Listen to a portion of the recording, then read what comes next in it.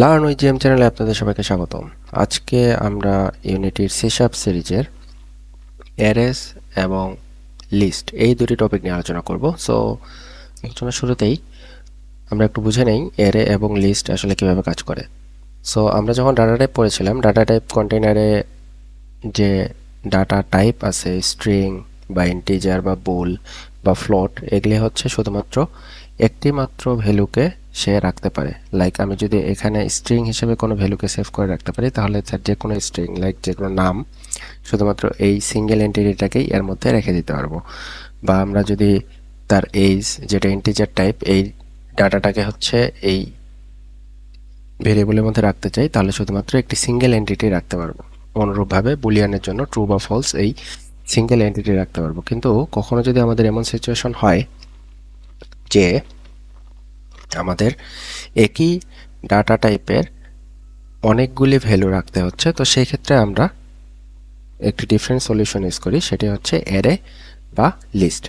So আমরা এখন একটু দেখে নিই যে অ্যারে আসলে কিভাবে কাজ করে। আমরা যদি ইন্টিজার টাইপের কিছু সেম টাইপের ভ্যালু হচ্ছে রেখে দিতে চাই আমাদের কন্টেইনারে, তো সেই ক্ষেত্রে আমরা অ্যারে যখন ডিক্লেয়ার করব তখন সেটা এভাবে কাজ করবে। লাইক আমরা যদি একটি 6 লেন্থের হচ্ছে অ্যারে ডিক্লেয়ার করি এবং সেখানে হচ্ছে ভ্যালু সেভ করে রাখতে চাই, তো সেই ক্ষেত্রে আমাদের ইন্ডেক্স সবসময় 0 থেকে শুরু হবে, 0 1 2 3 4 5। সো সেখানে আমরা হচ্ছে ডিফারেন্ট ডাটা টাইপ বা একই ডাটা টাইপের যে ডিফারেন্ট ভ্যালু আছে সেটি হচ্ছে সেভ করে রাখতে পারবো। লাইক হচ্ছে আমাদের 0 ইন্ডেক্সে আমরা যদি 15 রেখে, 1 ইন্ডেক্সে 5, তারপরে 2 ইন্ডেক্সে 20, অনুরূপভাবে হচ্ছে এভাবে ডাটাগুলো অ্যারের মধ্যে হচ্ছে সাজবে। তো চলুন আমরা ইউনিটিতে কোনো একটা এক্সাম্পলের মাধ্যমে এই জিনিসটি দেখার চেষ্টা করি। সো ইউনিটিতে আসার পরে আমরা দুটি এক্সাম্পল ক্রিয়েট করছি, একটা হচ্ছে এর এক্সাম্পল, একটা হচ্ছে লিস্ট এক্সাম্পল। আমরা একটু স্ক্রিপ্টটা দেখে নেই যে আমরা এখানে অ্যাকচুয়ালি কী লিখছি। অ্যারে ডিক্লেয়ার করার সময় আমরা যখন অ্যারে ডিক্লেয়ার করব তখন আমাদের যেই ডাটা টাইপ সেটি হচ্ছে শুরুতে থাকবে, তারপর হচ্ছে আমাদের ব্র্যাকেট এই নামে হচ্ছে ডিক্লেয়ার করতে যাচ্ছেন সেটা, এবং সেটি ডিক্লারেশনের জন্য আমরা অ্যাকচুয়ালি এভাবে ইউজ করবো যে আমরা 5টি ডিজিটের জন্য বা 5টি ডাটার জন্য আমরা এই অ্যারেটাকে ডিক্লেয়ার করতেছি। অ্যারে এবং লিস্টের মধ্যে কিছু বেসিক ডিফারেন্স আছে, সেই ডিফারেন্সগুলো আমরা পরে দেখবো। শুরুতে আমরা ডিক্লারেশন করার পরে আমরা যদি চাই যে আমরা এই ভ্যালুর বা আমাদের এই অ্যারের মধ্যে আমরা 0 ইন্ডেক্স, দ্যাট মিনস হচ্ছে এটাকে অ্যাক্সেস করতে চাই, দ্যাট মিনস হচ্ছে আমাদের ভ্যালু দিবে 10। আমরা একটু চেক করে নিই যে আমাদের এটা অ্যাকচুয়ালি কত আউটপুট দেয়।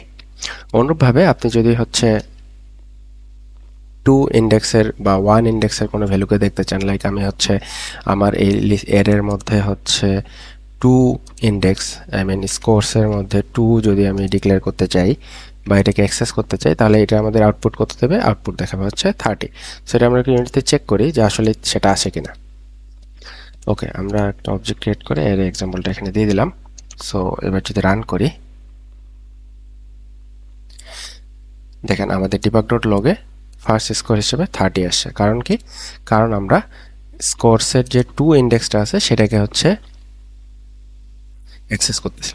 অনুরূপভাবে আপনারা যদি এটা লেন্থ জানতে চান, এখানের সাথে জাস্ট আমরা অ্যাড করে দেব স্কোরস ডট লেন্থ, যে আমাদের অ্যারেটার লেন্থ কতটুকু। সো এটা আমরা এখান থেকে জানতে পারবো। এবং আমরা যদি হচ্ছে সমস্ত অ্যারেটাকে বা ফুল অ্যারেটাকে অ্যাক্সেস করতে চাই, তো সেই ক্ষেত্রে আমরা একটা লুপ ক্রিয়েট করব। আমরা লুপের ভিডিওটা পরে আলোচনা করব। সো ফর ইচের মধ্যে বা ফর লুপের মধ্যে আপনি চাইলে ফর লুপেও এখানে চালাতে পারেন। এটার মধ্যে যদি আমরা ফুল ডাটাটাকে অ্যাক্সেস করতে চাই, তো সেই ক্ষেত্রে integer score in scores debug dot log, এখানে হচ্ছে প্রত্যেকটা ভ্যালুকে সে ইন্ডেক্স অনুযায়ী দেখাবে। সো এখানে আমাদের আউটপুটটা আসবে কি, শুরুতে এটা একটা আউটপুট আসবে এবং পরবর্তীতে এটার জন্য টোটাল 5টা এই আউটপুটটা আসবে। আমরা এটা একটু স্কোরটা চেক করে নিই।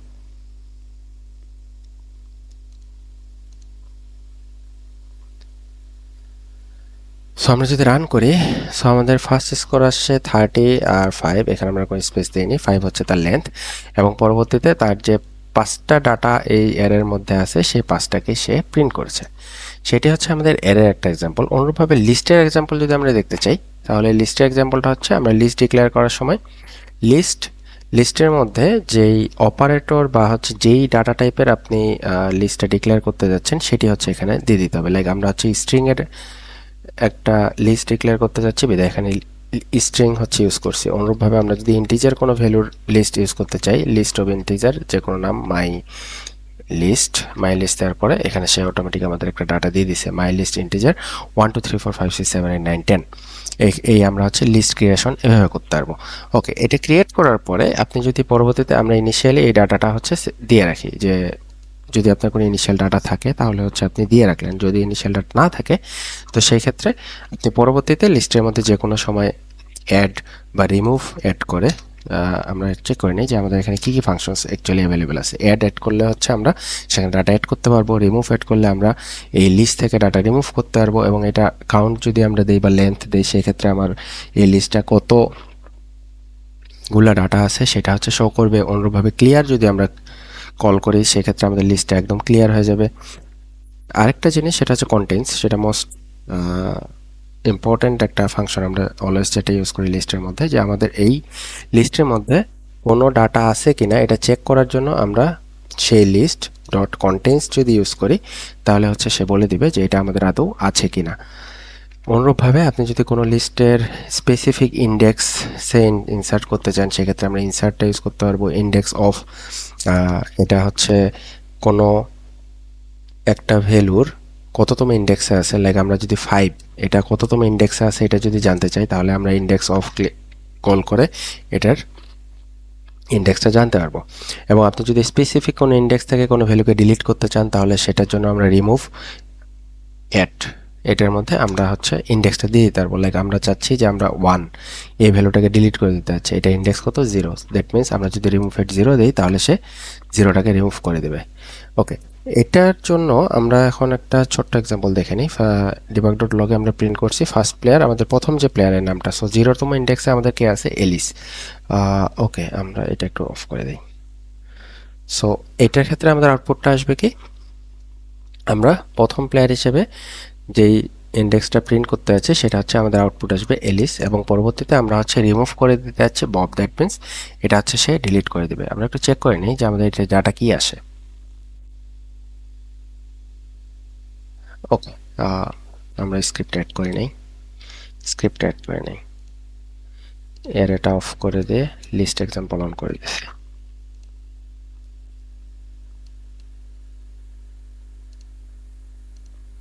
ওকে, আমরা যদি লিস্ট এক্সাম্পলের এখন ভ্যালুটা দেখি তাহলে আমাদের ফার্স্ট প্লেয়ার আসছে কি এলিস, এবং রিমুভ করার পরে আমরা কিন্তু আর কোনো কিছু প্রিন্ট করিনি, দ্যাট মিনস এটা কিন্তু অলরেডি প্রিন্ট হয়ে গেছে, এবং আমরা এখানে প্লেয়ার অলরেডি অ্যাড করে রাখছি। সো এক্ষেত্রে আমরা যদি এখন ফুল লুপটা হচ্ছে রান করি তাহলে সেক্ষেত্রে আমাদের আউটপুটটা কি আসবে।